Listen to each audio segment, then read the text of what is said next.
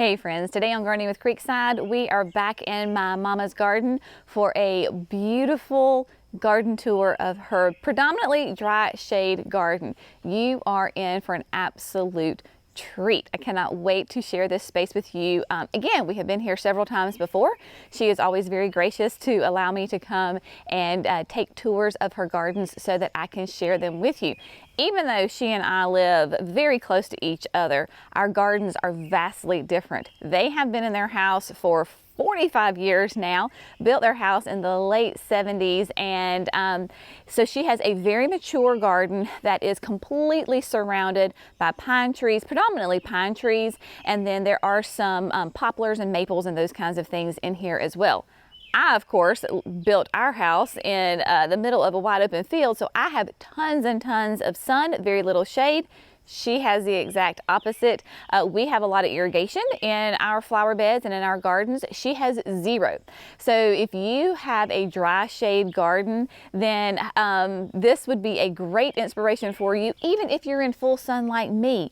This is going to be a huge inspirational tour for you. It is absolutely beautiful and stunning, and so I'm very grateful that she let me come here to tour. Now, we have had, if you've been paying attention to our videos here the last week, we have had massive amounts of rain this week. Today is the first day that we actually have some real sun, so it is nice. And I knew though too, even though we got 6 inches of rain, that coming to her garden would be great because she has everything basically is perennials, shrubs, those kinds of things. She has a very few annuals. She has some spattered here and there, but because she has so much shade, she predominantly uses those perennials and those shrubs. So this is a great inspirational tour. As far as I can tell, and I know the plant names, I will tell you what they are. I do not know where everything is. She does a wonderful job of labeling her plants. So this is just gonna be so much fun. So get comfy, grab something delicious to drink, and let's have lots of fun. I am filming myself today, and it's just gonna be a really fun tour. So here we have, I'm just gonna hit the highlights, right? Mama wanted me to share this container with you. Yes, these are annuals. But every year when we are potting up our annuals, there's always a couple of plants that are on the struggle bus. And Jackson kind of claims those plants, and then he says that he's going to rescue them. So these are Jackson's rescue plants. So you've got a beautiful lantana, you have got the mini-me watermelon coleus, and then a portulaca. So Mimi always gets Jackson's rescue plants and does them up in a container. So there you go. And then that one more of his is the chocolate drop coleus. So lots of fun. So this is Jackson's little area that Mama wanted me to share with you. Also, look at this. So Mama has lots of fun, whimsical pieces in her garden. She just does a great job with that. My daddy is a woodworker. He has a sawmill, he builds furniture, so he is a wood man. They had to have a big tree taken out because it was cracking the foundation of one of their buildings. And so Daddy saved this part of the stump and cut it and turned it upside down and turned it into a table. So Mama is, of course, you can tell, a big fan of unique stone. So she has all these sweet little collections of unique stone pots with succulents in them. Really fun, right? Really whimsical. Just sits here, looks all cute and fancy. This area does get more sun, right? Because you have the lantana doing well.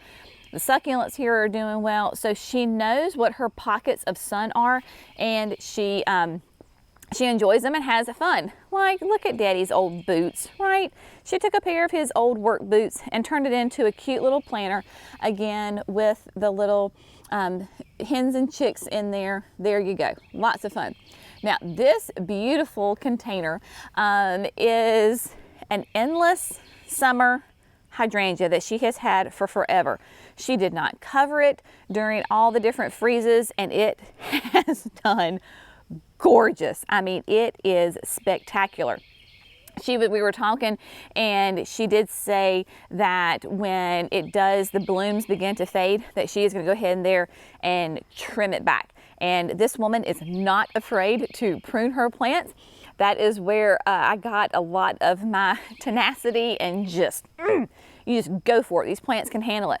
So I am sure that she will cut this back really far because with these Macrophylla hydrangeas that bloom on old growth, if you're going to prune it, you need to prune it after it blooms. That way it can set buds for next year.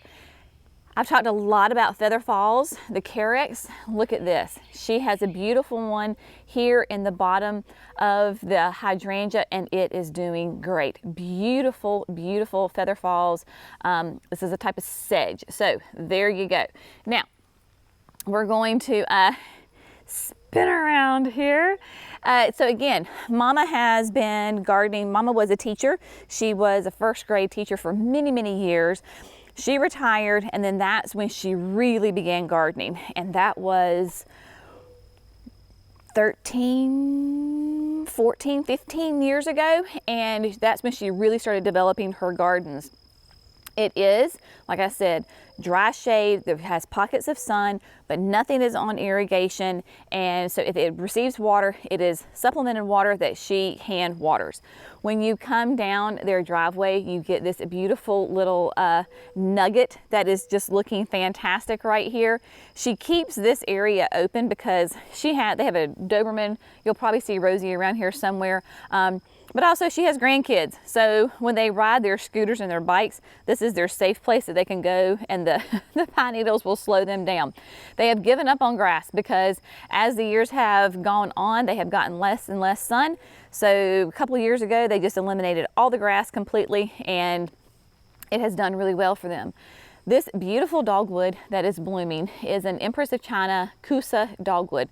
Kusa dogwoods are different in the fact that they will bloom when they have their green leaves on them. The other ones, the traditional ones maybe that we think of are, I think this might actually be one just right here behind it.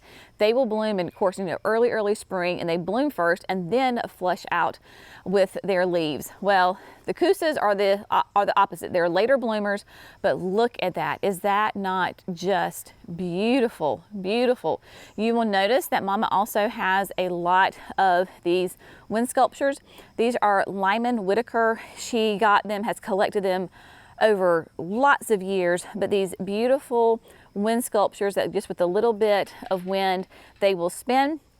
She got them from an art gallery in Asheville, North Carolina. And then there is Mama's Babe that I gave her, Babe the pig. Mama does a lot of pots, right? A lot of containers, lots of collections.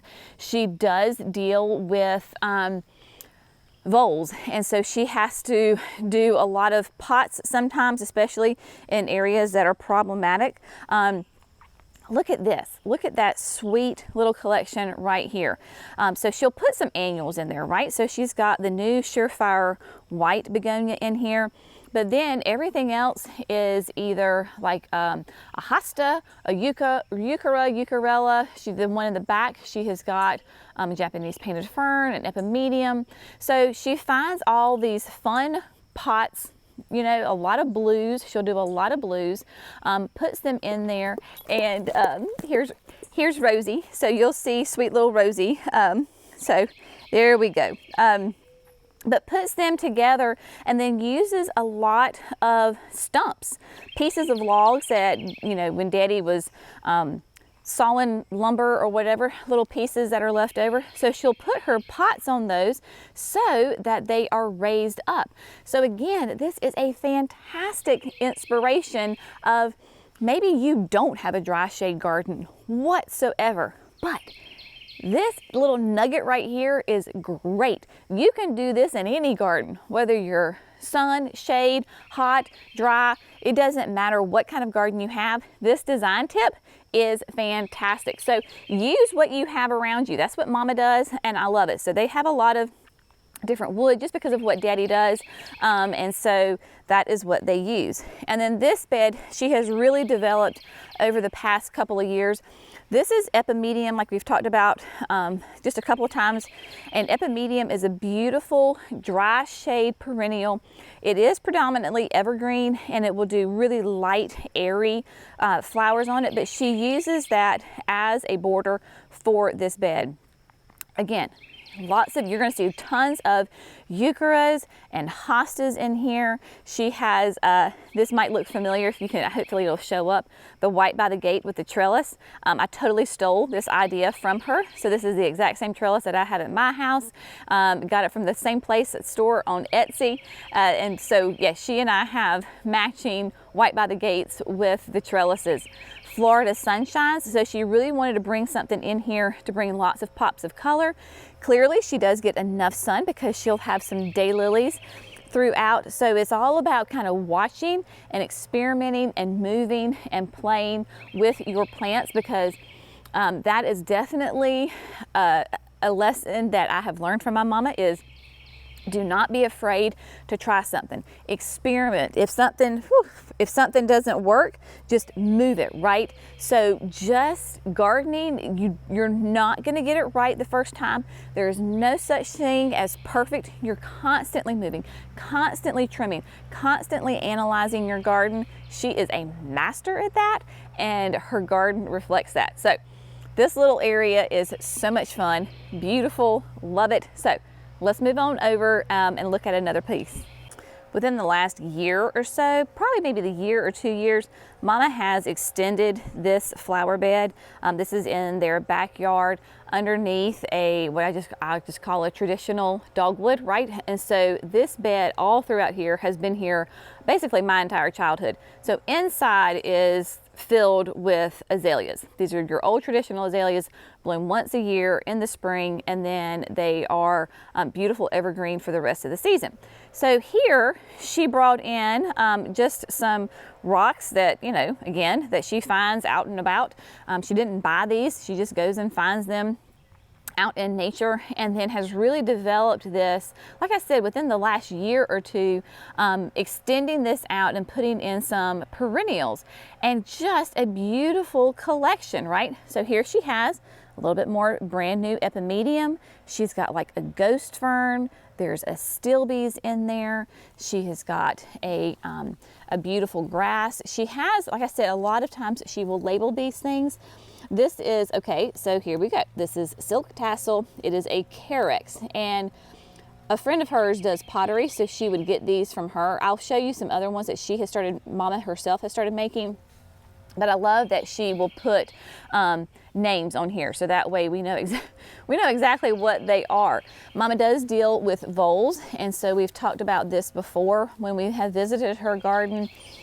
So she will use, in instances where she needs to, these bags. So these are metal mesh bags, and so they come in different sizes. I will link it for you. The company is actually a company here in North Carolina. And so when you're planting your hosta or whatever plant it is, you put the root ball in the bag and then you bury it all together.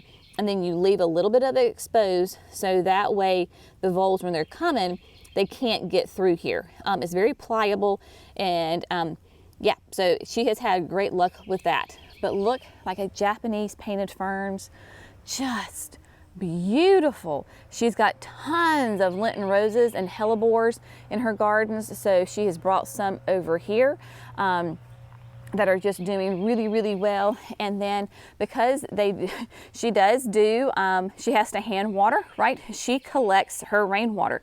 So she, again, lots of fun, lots of whimsy. These were just the old blue rain barrels, but Mama has 6 grandchildren, and so each rain barrel is after a child. Bright, fun colors, right? And so she will use this to irrigate. She just does it with buckets and just goes and collects the water. Hopefully he'll come back up again. If you know, there he is, you see him? So of course mosquitoes can be a big problem here in the South with standing water. So her solution to that is that she puts goldfish in her rain buckets, and I think he went down to the bottom, but hopefully you saw him. So she'll have goldfish in there, and they eat the mosquito larvae. So that's how she keeps them from being an absolute, disaster. And then Daddy fashioned this up for her with PVC, so that way it overflows and it fills up this bucket. So she is constantly going in there and using the rainwater for her flowers. Mama went with us to the Grand Garden Show last year on Mackinac Island, and she saw this in one of the gardens and loved it. They had an old log that had started to rot out, and then they put some soil in there and then turned it into a planter. So she came home and found her a rotten log and did the exact same thing. She's got a couple of these throughout the gardens, but just has the most fun with it. She does have the voles, right? So she has done a lot of her hostas again in containers. So she raises them up. Yes, she has to water them more, but she would rather do that than lose them to those pesky little critters. And then creeping Jenny. She uses creeping Jenny a ton throughout the garden as a great little ground cover, pop of color. So whatever hosta it is, euchera, she's got some, of course, like I said, you're gonna see lots of hostas and eucheras in here, all different colors, but just so much fun. These are all terracotta pots. So various sizes, various shapes. She doesn't have them necessarily on logs. Maybe it's on a stone or a brick, just to raise it up just a little bit. But brings that beautiful color, texture, height to the garden, and just looks fantastic. All right. We're going to come around this other side because when we were coming through here, Mama wanted me to make sure to tell you that she's starting to realize that, because hand watering is, I mean, it's a full-time job, right? And so she is moving more of her hostas into areas, like common areas together. So maybe like all of her hostas are kind of within one zone. So that way when she waters, she doesn't have to travel all over the garden. She can stay in those little zones. So what she has started to do is replacing her hostas with more drought tolerant plants. So she has, this is a cast iron plant. This is snow caps. She ordered this online from Plant Delights a couple of years ago. I forget how many years ago now, but here is, you can see the tag, snow cap, and it has lots of beautiful white to it. And so she was saying with that 6 inches of rain, of course, it's been very, very cloudy. And she said these were just glowing. They were just beautiful. So she will divide them out. And so she put them in some different groups. So there's 1, 2, and then when you kind of come over a little bit, then the third one is right here as well. So she's moving those and trying to put her hostas in one area. All right, look at this. Oh my goodness, let me show you at a different angle. This is an oak leaf hydrangea. All right, so this is one of the downsides of filming yourself, because you can't really show people like how massive this thing is, but I'm doing this for size reference. Okay, I am 5'2", right? And what do they say when you put your arms out? Like your arms are the same width as how tall you are. So this thing is ginormous. It is huge. I asked her if she knew what variety cultivar it was, and she has no clue. She bought it at the Charlotte Farmers Market years ago, and but look at that. Can I just show you?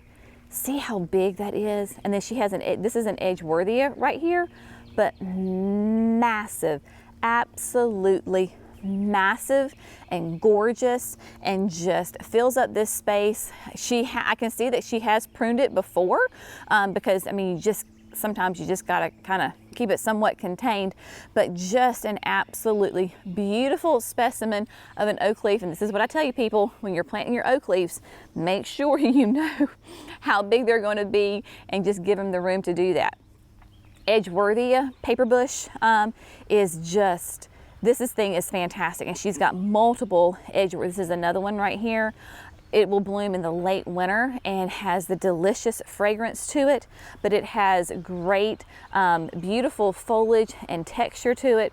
I'm telling you, it just does a great job. Yep, another container right here with Japanese painted ferns, tons of hellebores, right?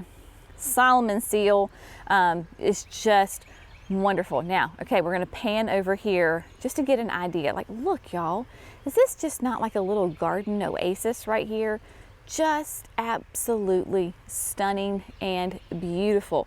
This is what a mature garden looks like, y'all. When you nurture something for years and you just, yes, there have been seasons in her life where she can't be out here as much as she wants to, but just beautiful. all this is got some irises in here, lots of hellebores that will spread. These are going to be autumn ferns, so nice, beautiful evergreen autumn ferns. Yet again, there's another fern. This is going to be an annual fern. So she has it. It's in a large terracotta pot. I don't know if you can see through that, but she actually has, it's a pot in a pot. Can you see that white rim? So in the wintertime, she pops it out, puts it in her garage, overwinters it, and then brings it back. So just gorgeous display. She's got her little Charleston bird bath buoy right there. Yeah, so much fun. Such gorgeous color. Mama does have tons and tons of hydrangeas in here. And so I'm gonna do my best to show you all the different ones. She's done a great job, like I said, of labeling. This is stunning. This is a LA Dreamin' hydrangea. I actually have one at the nursery, in the gardens at the nursery, and mine is pure blue. Hers is a beautiful pink. This is a macrophylla hydrangea, but look at those massive blooms. I mean, they have been loving this cool, wet spring that we have had. Just absolutely gorgeous. Now, let me share with you how Mama makes her plant tags, because I just think this is a genius way to do it, right? So here she has her plant tag. She buys the copper wire, I think she said from Home Depot, right? So then she just cuts it and then twists it to have that little hook on it. And then my daddy had some copper sheets, and so she just cuts the copper sheets into squares, rectangles rather. She started out as circles, but then she had waste. So then she went to squares, and then she still had some more waste, so she went to these rectangles. And then she uses the Artline garden pen and writes on them, and then there you go. And then she just plops them in the ground throughout the gardens with all of her various plants. Here we have a collection of these 3 beautiful lace cap hydrangeas. So there's 1, 2, and then 3 over here, underplanted with ferns, eucharis, some pulmonaria. But this one she read about and found because of one of the test trials at Mount Cuba, and this was one of the absolute best performers. This is Haas Halo. It is an arborescence, so she planted it in 22. I believe she ordered this online because she read about it and loved it, and so she ordered them online and planted these 3. But massive pollinator attractor, really open lace caps. As you see, the little pollinator right there, huge flowers on them. But again, very light, very airy, but that is what is attracted to, the pollinators are attracted to. So she's got those 3 right there, just beautiful. Tons of different oak leaves throughout here. We'll also see she has got some of the, of course, the classic Annabelles. They're back there, those big, beautiful white heads back there. But yeah, just so much fun. Just gorgeous.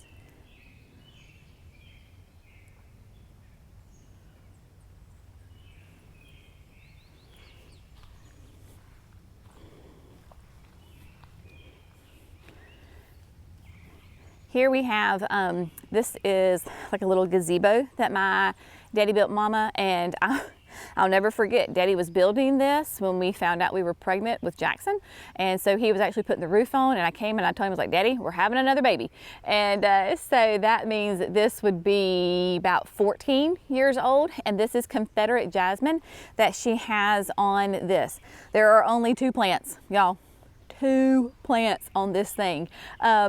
And so you can see that they're planted, those 2 plants are planted right here, and then they just go up. There's actually a weather vane up there, but it has gotten completely covered, so the weather vane has been lost. But the jasmine, it has already had its big bloom for this season, but an absolutely divine fragrance. Just smells amazing. And then of course in the summertime, when it's hot and humid, we can come under here and sit, and it's so much cooler underneath there. Now this area this is one of hers where she is moving more and more of her hostas over here, so that way she can water all in an area. You will notice that she is using still a lot of the bags because she has to protect these little hostas. I mean, she will come out literally and like one day and like this, she'll have a huge massive hosta and it has just been completely eaten. The roots have been eaten at night. So she is using those bags to protect her plants. Now, we have talked about this before and want to show you is one of her very first unique stone pieces that she got was the Savannah urn. And she put this Savannah urn, this is in ancient age, that's her color of choice predominantly, and she put this here in the shade garden and it has filled with nothing but gorgeous perennials. She has got Japanese painted ferns in there, and then that stunning hosta. I will try to find a tag so I can tell you exactly what that is. So let me see if I can find that. All right, no luck. I couldn't find a tag. It doesn't matter. Find a beautiful hosta that you like, pair it with some ferns or some grasses, throw it in there, and then there you go. So unique stone can stay out all winter long, and it does just absolutely fine out there. So let's move on around here. Just as we come out from under the house, right in her property, this is what we call over here is the walnut field, because those are walnut trees that my daddy planted. We're real original with our naming. So the further that we move out, the more sun that she does get, and it will get more like intense afternoon sun because the sun rises here and then it sets over there. So this will get some good, couple hours of good sun that she can grow her sun annuals, perennials in over there. Gorgeous, beautiful, all sorts of different collections of perennials out here. From Mother's Day last year, I gave Mama a unique stone piece, and then I gave her the Poet's Wife rose from David Austin, because I, of course, as you know, had gotten bit by the David Austin bug, and I was like, Mama, her favorite rose is yellow, and so I got it for her, and then she has just had the most fun. So she's got a little bloom, it's covered in buds, but just beautiful, healthy. And this is like, we were a little bit worried that maybe she was going to get too much shade, not enough sun, but this is a 1-year-old plant, y'all. 1 year old. Clearly it is doing just fine. I would say the maximum sun it gets would probably be 5 hours of direct sun. So if you think that you don't have enough sun to do a rose, I would encourage you to check out David Austin's website, because they do have on there, you can look at categories and filters by, you know, roses that do well in more shade than the full sun. So just know that the Poet's Wife is one of those, and you can have beautiful flowers as well. Mama is a huge fan of perennial grasses, right? So she will have lots of different grasses in her yard. So this is the Elijah Blue fescue right here. And then moving over, those are, they're not dead. People will think, oh my gosh, they're dead. No, they're not dead. They are just a brown grass. So different colors, different textures. Let's see. This is Toffee Twist. So again, see, Mama keeps her tags. This is where I learned this. So this is a Carex. This is Toffee Twist. It is not dead. It is not dying. It is supposed to have that really nice, pretty brown color to it. And yes, she does have it right next to a bluegrass. It's great. She has got some little redheads, spigilla, or spigilia, I don't know how the technical term on that, but it is a native plant that is a huge hummingbird attractor, beautiful red blooms on it. Yep, so that is gorgeous. Now, look at this big, beautiful beast of an oak leaf hydrangea. In a way, this kind of scares me. And let me tell you why this hydrangea scares me. It is every bit of almost 5 feet tall, and I dare say that is probably 7 feet wide there. Do you remember just the other day we were at the woodland garden right by my gate, which is just right over here, and I showed you that I had 4 or 5 of the ruby slipper oak leaf hydrangeas. Guess what? Ruby slippers. Yes. This thing's huge. And I'm like, oh my goodness. It is 10 years old, so we will preface it by saying that. But if mine get as big as this, I planted mine way too close to each other. Even though I went by the specifications, clearly this plant loves where it is. Ruby Slippers is supposed to be a petite oak leaf, and I guess if you compare it to the giant one that she has, you know, in the other part of the garden, right, then yeah, it is petite. But dear heavens, like, look at that thing. Look how massive it is. You'll notice Mama has little black buckets around. She throws sticks and pine cones in there, and then she'll go and collect them later. But that's what that is. But Ruby Slippers, beautiful. I mean, this is like the perfect specimen, an overachiever of this hydrangea for sure. So as we turn, you will see this is where we're starting to get into the more of the sun. So let me flip around so you can get a different perspective of this space. All right, so here we are. You can see the gazebos right there. We were standing just on the other side of those hydrangeas just a second ago.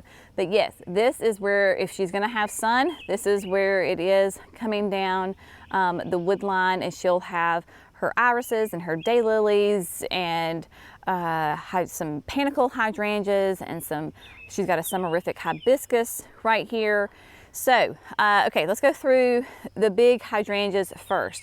So this is a quick fire, right? So you can see that her quick fire is big and beautiful, right? But it is not in bloom like mine is at the nursery.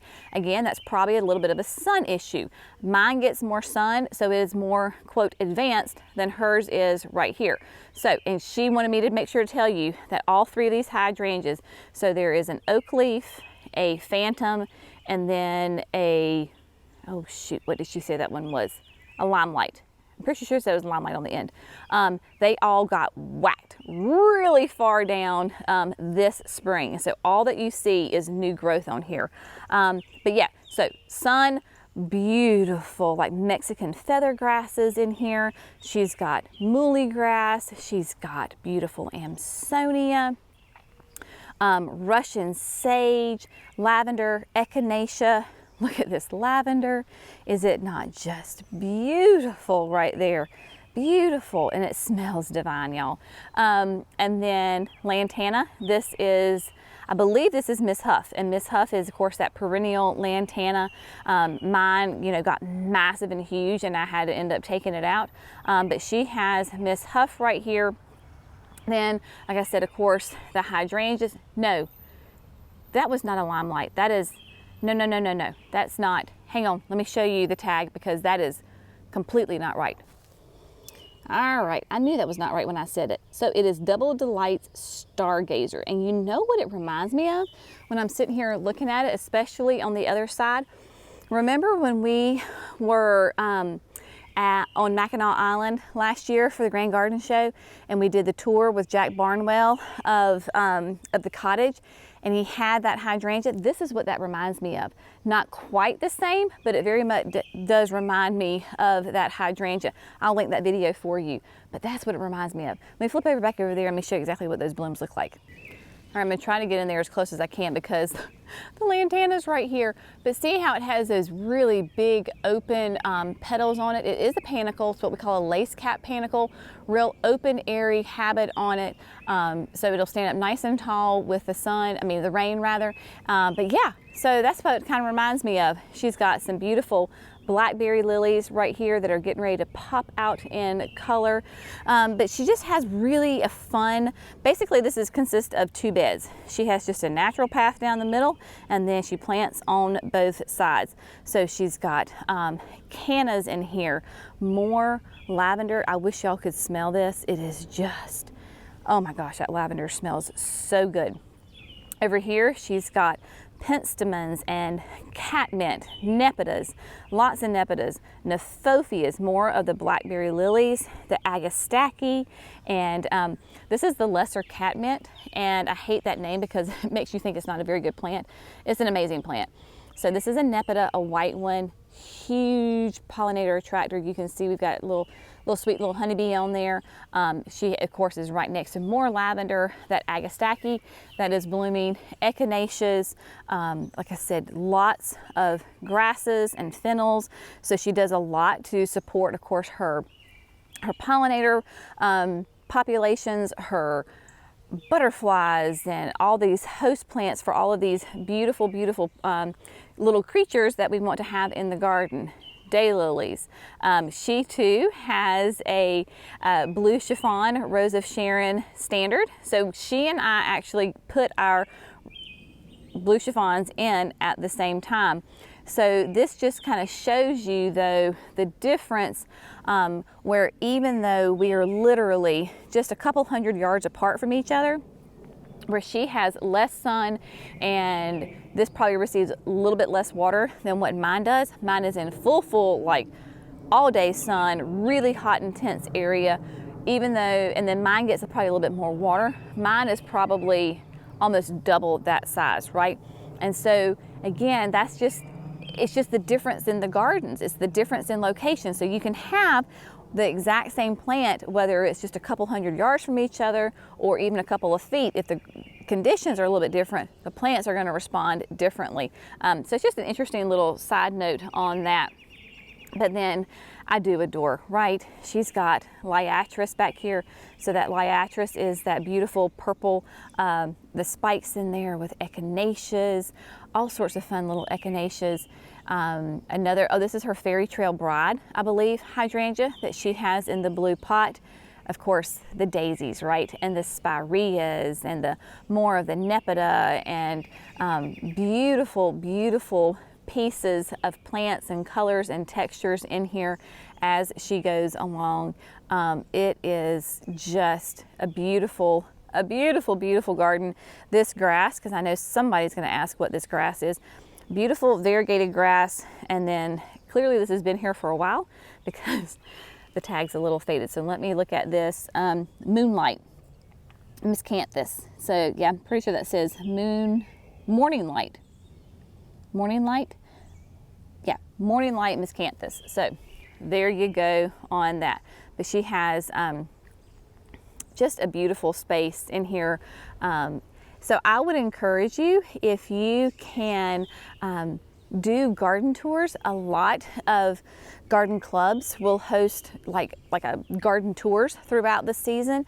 You know, try to plug in. If you don't know people that have mature gardens or gardens that you can go and tour, like search out those garden tours so that you can just go and visit and get ideas. Even though you may have a completely different growing conditions like myself and my mama, I still get great ideas. I still get great plants. Maybe there's certain ones that I can't grow, or maybe I can only grow one. It's like she and I are kind of like opposite, where I can have a gazillion butterfly bushes, she can only have one butterfly bush, where she can have a gazillion different types of oak leaf hydrangeas and shade loving hydrangeas, I can only have like one. So we pair and we off of each other really, really well. And I know that this is a special thing that I get to garden with my mama, and I do not take it lightly. Like, I fully cherish each of these times that we can spend time in the garden together. But this has been such a fun, restful, peaceful. It is always so much more calm and peaceful here than it is at my house. So I enjoy coming up here and just hanging out in her gardens.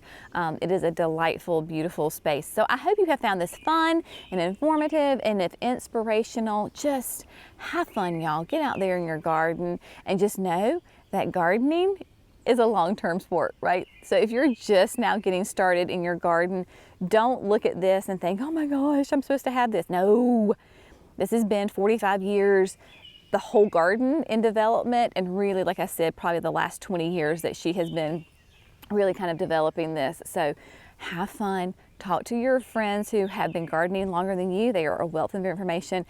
And they're probably going to share some free plants, because if they have mature gardens, then they're constantly dividing and getting rid of stuff. So make friends with those people, because you can get a lot of good plants for free. It may cost you a little sweat equity in there that you have to go out there and dig, but hey, it is absolutely worth it. All right, my friends, as always, we hope you have had a great time doing this. Thank you so much for gardening with Creekside. Y'all have a great day. We'll see you in the next video. Bye, friends.